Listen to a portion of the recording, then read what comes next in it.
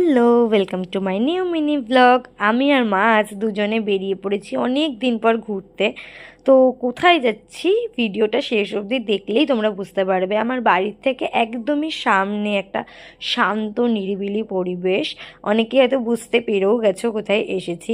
তো আজকের ওয়েদারটাও ভীষণ সুন্দর ছিল, মেঘলা ওয়েদার, হালকা মিষ্টি হাওয়া বইছিল, খুবই ভালো লাগছিল। তো বাড়ির যতই কাছাকাছি হোক সবসময় আর যাওয়া হয়ে ওঠে না।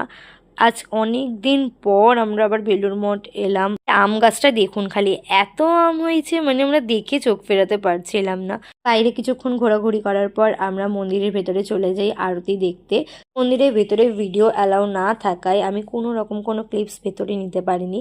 মন্দির থেকে বেরানোর পরে দেখছি এরকম মুষলধারায় বৃষ্টি শুরু হয়েছে। তারপর আমি আর মা কোনো রকম বেরিয়ে আসি সেখান থেকে, রাতের ডিনার করি। আর আজকের ভিডিওটা এখানেই শেষ করলাম, টাটা।